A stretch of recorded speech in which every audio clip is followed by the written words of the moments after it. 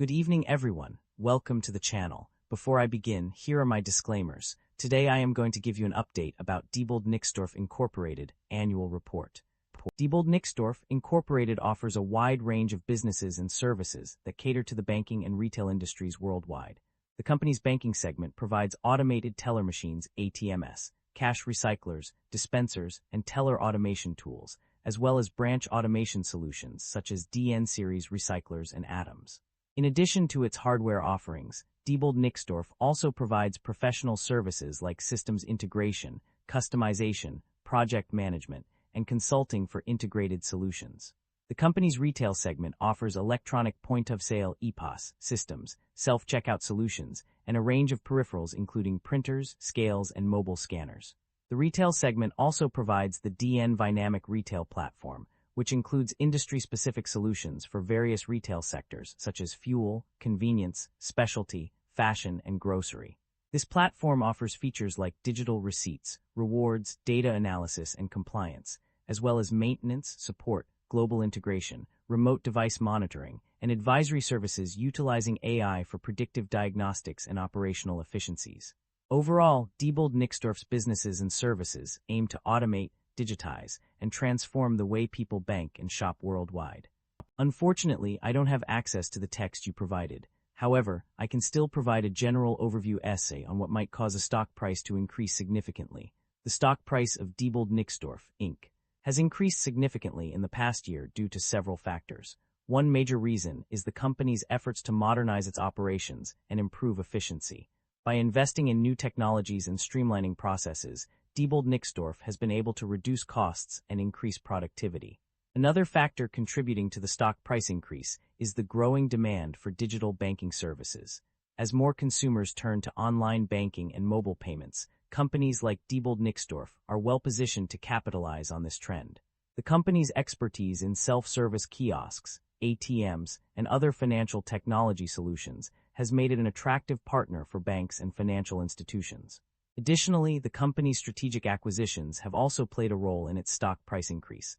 By expanding its product offerings and geographic reach, Diebold Nixdorf has been able to diversify its revenue streams and reduce its dependence on any one market or customer. Overall, the combination of operational improvements, growing demand for digital banking services, and strategic acquisitions has contributed to the significant increase in Diebold Nixdorf's stock price over the past year. Diebold Nixdorf Incorporated maintains a market capitalization of $3 billion, broadly in line with the industry peer group. Diebold Nixdorf Incorporated trades at a higher price-to-earnings ratio of 58 times and a higher price-to-book ratio of 2.57 times relative within the industry.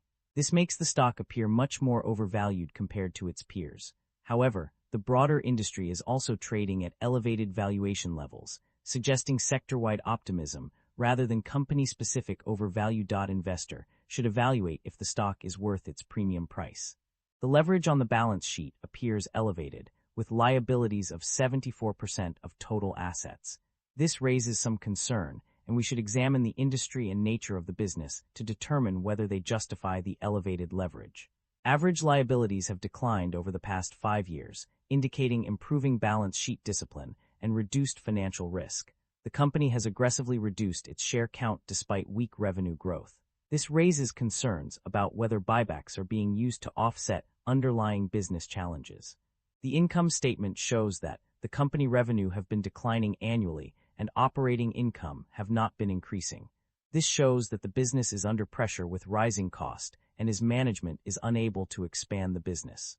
The primary drivers of revenue growth or decline are multifaceted and influenced by various factors. On the growth side, key drivers include enhancing branch automation solutions in banking, leveraging market-relevant solutions in emerging markets, new customer wins in North America for retail business, and rollouts of AI-enabled platforms such as Dynamic Smart Vision. Additionally, pricing discipline improvement, shift to low-touch retail solutions, expansion of AI capabilities, and penetration into new markets contribute to revenue growth. Furthermore, cost efficiencies, better usage of real estate, timing of product upgrades, net favorable currency impact, and higher product volumes also drive growth. Successful development and rollout of new services and products, ability to generate sufficient cash flows, realization of cost savings, effective competition, and anticipation of market changes are other significant drivers of revenue growth. On the decline side, factors such as decrease in trade receivables, decrease in inventories, temporary IT-related disruptions at certain large customers, loss of key customers, declining customer confidence, negative publicity, data breaches, regulatory actions, and reputational harm due to AI-related issues contribute to revenue decline. Additionally, competition from third parties incorporating AI more quickly or successfully, service disruptions from subcontractors or suppliers, damage to critical manufacturing locations, insurance coverage limitations, and fluctuations in currency exchange rates also impact revenue negatively. Overall, the drivers of revenue growth or decline are influenced by a combination of internal factors such as cost efficiencies, product development, and cash flows, as well as external factors including market conditions, regulatory changes, and competition. The financial performance of the company underwent significant changes between 2024 and 2025. Notably, net income experienced a substantial increase from -$14.5 million to $97.5 million, marking a change of plus $112 million. This improvement can be attributed to several factors. One key reason for this shift is the decrease in income tax expense. Additionally, the refinancing of debt led to a reduction in interest expenses, further contributing to the increase in net income. However, it's worth noting that depreciation and amortization increased by $73.5 million, which may have had some impact on profitability. Despite these changes, profit margins showed mixed results. The total gross margin saw an increase from 24.6% to 25.3%, a rise of 70 basis points. On the other hand, operating profit margin decreased from 4.9% to 6.4%, an increase of 150 basis points. This seeming contradiction may be due to the company's efforts to balance its financial performance and invest in growth initiatives. The company's financial performance indicates a significant improvement in its ability to generate cash from its core operations. The data shows that the net cash provided by operating activities has increased substantially, rising from $149.2 million in 2024 to $300.7 million in 2025. This increase suggests that the company is becoming more efficient in managing its day-to-day operations and generating revenue. The positive trend in operating cash flow is a significant indicator of the company's financial health. It implies that the business is capable of covering its expenses, investing in growth initiatives, and returning value to shareholders through dividends or share buybacks. The substantial increase in net cash provided by operating activities also suggests that the company has a strong foundation for future growth and expansion. The company's performance across various segments and regions has been noteworthy. In terms of growth initiatives, the banking segment stood out, with nearly two-thirds of the world's top 100 financial institutions relying on their solutions. This success can be attributed to the company's focus on emerging markets such as India, where they have identified key growth opportunities.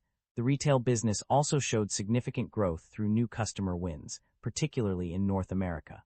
This region has been a priority for the company, and their efforts have paid off with increased revenue and gross profit.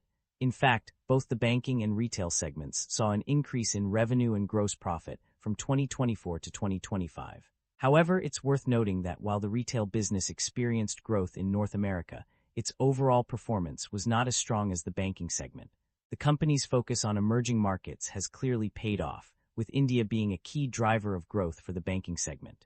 Overall, the company's performance across various segments and regions has been positive, with opportunities for further growth and expansion. Management is optimistic about the company's future performance, driven by new products and services that will be successful due to their digitally enabled hardware, services, and software strategy. The company aims to achieve operational excellence through continuous improvement and lean principles, while prioritizing customer satisfaction through industry-leading service performance. The company plans to capitalize on the shift to low-touch retail solutions and software-driven digital journeys, expanding its penetration in North America and differentiating its offerings by providing dynamic solutions that leverage innovations. Management also emphasizes the importance of liquidity and maintaining a sufficient liquidity position, as well as focusing on cybersecurity and establishing an information security program. In terms of strategy, management has identified 4 key priorities: grow the business, customer centricity, operational excellence, and make the company a great place to work.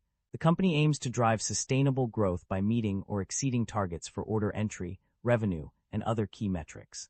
While there are some cautious notes regarding uncertain economic conditions and foreign currency exchange rates, management is taking steps to adapt to changing circumstances and manage risks through derivatives. Overall, the company's outlook appears to be focused on driving growth, improving operational efficiency, and prioritizing customer satisfaction. The company has made several strategic moves through acquisitions and divestitures.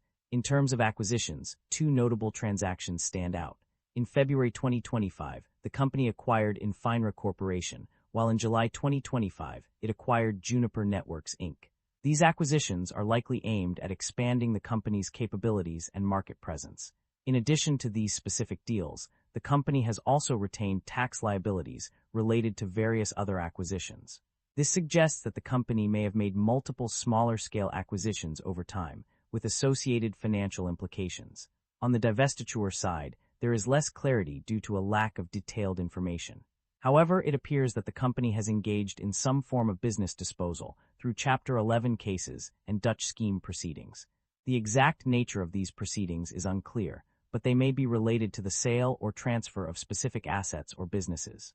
Furthermore, the company has retained tax liabilities and rights to tax refunds associated with various divestitures. This implies that the company has sold off certain business units or assets in the past, resulting in both financial obligations and potential future benefits. The company's financial activities have been multifaceted.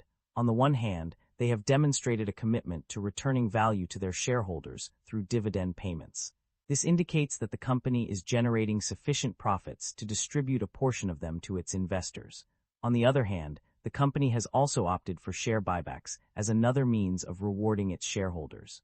By repurchasing shares from the market, they are effectively reducing the number of outstanding shares and thereby increasing the value of each remaining share. This strategy suggests that the company is confident in its future prospects and believes that buying back shares will enhance shareholder value. Overall, these actions demonstrate a proactive approach to managing the company's capital structure and rewarding its shareholders. That concludes the financial summary for Diebold Nixdorf Incorporated. Feel free to comment below, and I will be happy to answer them when possible.